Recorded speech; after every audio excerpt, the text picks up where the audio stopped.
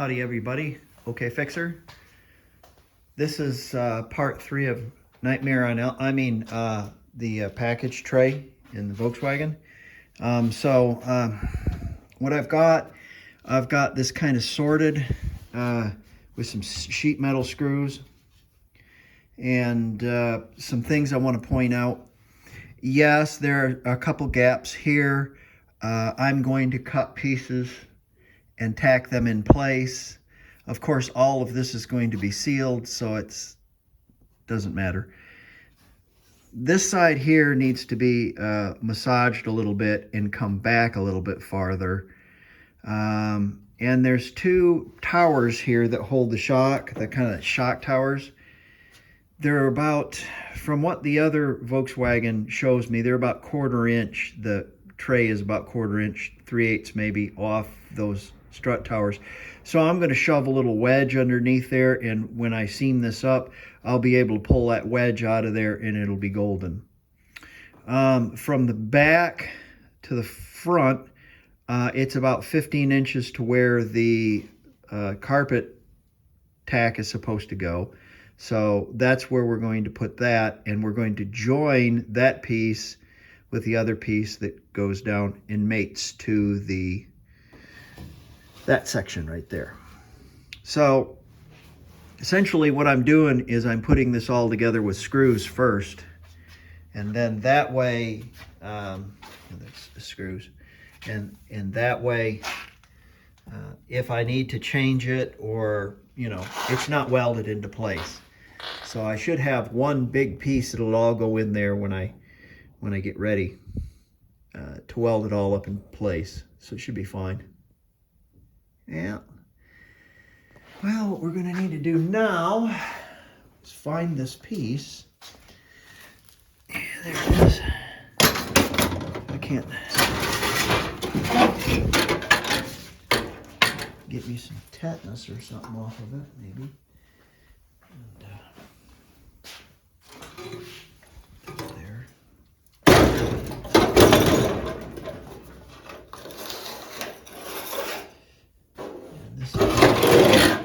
That has our carpet bar on it. Another thing I'm going to do is I'm going to put a piece of steel in here and weld it, and I'm going to have a little bracket that comes up. That way the carpet bar also holds, it helps to support the package tray a little better. Couple of things I noticed about the package tray. Of course, it holds the seatbelt bolts, and that's going to have to be cut out of there. That's not a problem. We can use that again. And it also holds the brackets for the heater tubes. So we're going to have to cut those off and weld them in place where they should be as well, so they will hold the heater tubes. Well, that should be pretty simple, actually. Okay, I'm going to cut all this stuff off first, and then we'll look at fabricating a piece.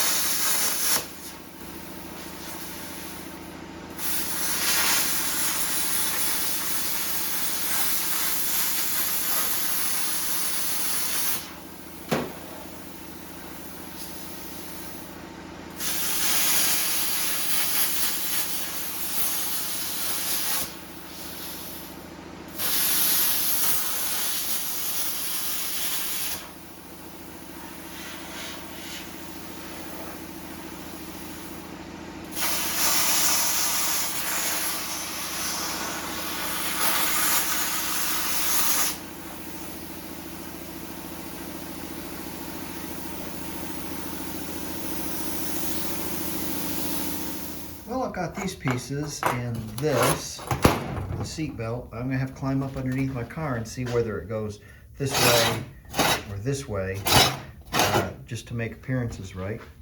The reason for that probably. And I've got that bar off and cleaned up, and it's 15 inches from there all the way back. So it's 14 and a half on the other one, but it's got carpet, so I'm going to say 15. And then I'm going to add 1/4 of an inch, so I'm going to bring it back 15 and 1/4. Zap that piece off nice and neat, push that forward to 15, and then I'll have a 1/4 inch lip in which to weld this piece down. But I have to make a pattern for that first. But that's the plan. Then when I get done painting and this dries, I'm gonna seam up I'm gonna close up all the holes and all the whatnot like that. Far enough away where the weld's not going to, when I weld it in place, it's not going to, with some brown 25. The brown 25 I'm using is available at Walmart for $4.26 a tube. I use this for seam sealer.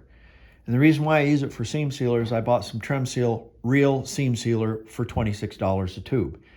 And I was gunning it, and I noticed that it was exactly the same smell as the brown 25. It was coming out of the tube the same way the brown 25 came out. It set the same way the brown 25 set up, and when it was cured, it had the same texture, the same ability to stick, and the same feel as the $4.28 tube of brown 25. So save yourself $24 a tube and go to Walmart for seam sealer. We're getting a little closer. I got a section here cut out that's going to fold down and weld to that.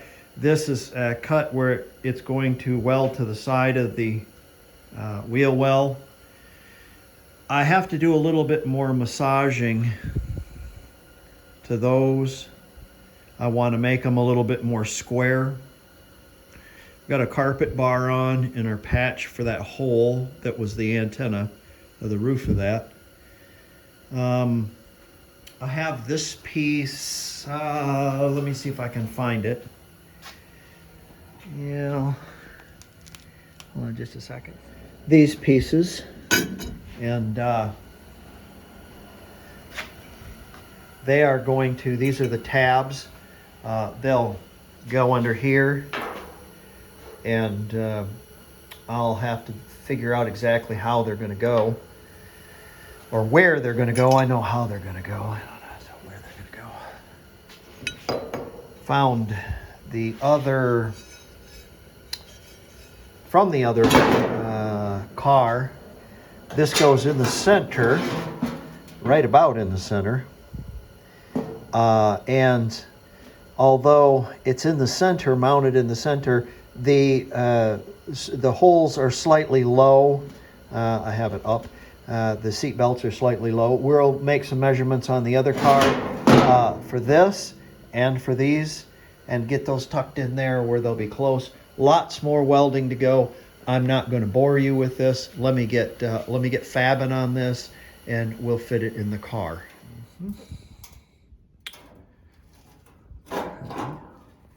I was shocked to find only 4 spot welds on that seat belt mount. I'll put quite a few more in. There's where we ought to be able to get close here, where our supports go for our fresh air pipes. We can massage that a little bit underneath. It doesn't need to be perfect, but they need to be there. So I have something to bolt to. Okay. All right, we've got all our welding done and all the attachments on. I got 2, 3, 4, 5, 6, 7, 8, 9, 10, 11. I got 12 welds on that. They got pretty good penetration, as you can see, instead of the 4 that was on there. I have my tabs for my fresh air hoses, the hoops for my fresh air hoses weld on. This is the underside of this, and same with this over here. I have some black base coat that's really thin, and we've kind of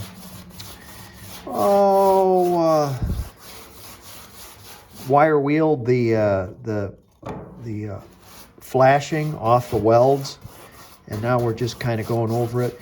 And the reason why I'm using this base coat and it's real thin, I'll show you why, is because when you paint this, if you notice, it goes underneath everything. It all finds its way underneath. And since it's finding its way underneath, it's doing really good protection, see? So now underneath this, of course, I'm going to paint it with enamel, but right now I'm just painting it with whatever I have for some protection. I have kind of lightly went over this with a DA and a 180, so the paint will, if you notice, all the clear is on it is kind of, it's yeah. I'm going to stay away from the edges. It doesn't matter, but I'm going to kind of stay away from the edges simply because those are going to get hot. And in my paint will just burn off of that anyway, so it's just less fumes that I have to deal with. So, like this section right here, if it's not seamed all up, all that paint gets all up underneath there. See, and I can turn it upside down and that whatnot like that, and get it all protected. It's better than nothing. I can tell you that. And it will last a long time. We've got that put in there and we're committed. I've got it started to weld. Things look okay. It's good and flat. Our seat belts seem to be in the right place. Our holders for the heat, air, fresh air coming in, that seems to be in the right place. You want to make sure you have enough room. There's 1,000 different measurements you need to take and make sure that things are going to clear. I've got about an 1/8 inch between the body and the ductwork that goes in there. It seems to be okay. The same with the other side, seems to be okay. The shock towers, we've got about 3/8 of an inch on either side, maybe 3/8, 1/4 of an inch on either side, so that body is not going to rub on those shock towers and make noise. Our seat, when I bolt the seat in, and I didn't show it, but okay, whatever. When I bolt the seat in and lay it back, there's about an inch of space between the stop and the the little stop right there. That's where the seat rests right there. So we're good there. So the seat's going to fit in it right. It's not going to be 100% to the millimeter perfect, but I doubt that you will ever know. And strong, oh yeah, it'll be really strong. So let's start welding this all up. I think what I'm going to do on the edge there is I'm going to heat that up with a torch because it's kind of coming up like this. And what I want it to do is I want it to go like this and then come up at a 90. So I'll hit that with a torch and a chisel in the center and give it a little wedge down and make that a nice 90 there, so it won't be gradual like that. Coming right along. I'm very happy so far. Still welding, million little tack welds.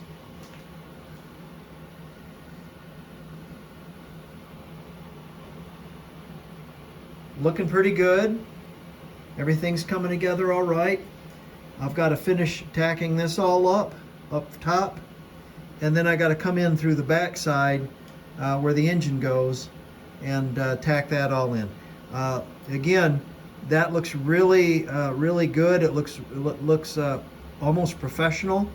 Had I bought this piece, it would have cost a fortune, and so far all it's costed me is a day of welding, about a full day of welding, and 3 rolls of wire. So, you know, yeah, Not too bad. Okay, coming right along. Be sure and weld some cheek pokers on there, some hand rakers.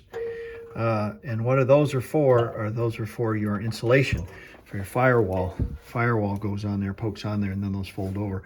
I had problems with the other one because Volkswagen made tiny little ones, which were fine, but they didn't hold stuff in place like they should. Really, maybe maybe they did at the onset at the beginning, but I made these considerably longer. I don't know if that's a good thing or a bad thing. I can always cut them down, but make sure and weld them on there. That looks horrible, but you're not going to see it. Good and strong.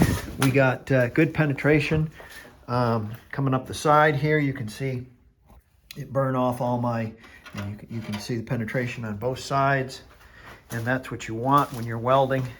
You don't want the weld just to stick on top. You want it to really penetrate into the metal, and along the edge here where took the paint off, also over there and on the other side. So you want to do that. While I was in here, I dug the rubber channel out of the, the rubber piece that goes in the engine bay, just because I was here. And there's that, all committed. Now we will do some painting and then some seam sealing and final painting. So you can use like a rifle cleaner, a gun cleaner, and get up in here and clean all that scale from your weld up underneath there. And then you can apply some paint up underneath there, spray paint to protect everything. All right, we got things sealed up with some seam sealer, all our little pinholes where we have a plate over the top of a plate, and then we tacked it. That you want to seal with some seam sealer. All my welds, all my patches. Okay. Don't be afraid to use the brown 25. The brown 25, I swear to you, is the same as the Tremco seam sealer, and it's seam sealer, so why not use the brown 25? Of course, when we get done painting this, we'll go up underneath when we do the underside of it, and we will look for light. We will also seam seal all the edges and paint the underside as well. So let that dry and we'll paint it. All right, I've got it all finished. Thanks for coming into my shop and wrenching with me on this cold day. And not so cold in here, but there's our completed package tray. Again, you're not going to see any of this because it's all going to be covered up. We have it sealed up really well, painted with some really thin old base coat that I had just to protect it. And it ought to be immensely strong. It is immensely strong and will serve my purpose just perfectly. And I didn't buy the $700 piece that goes in there. It's supposed to. That'll work just fine though, I think. Okay, that's how I did it. So I hope this helps. I hope this gives a little bit of insight about how maybe to approach something like this in a car that's this heavily damaged.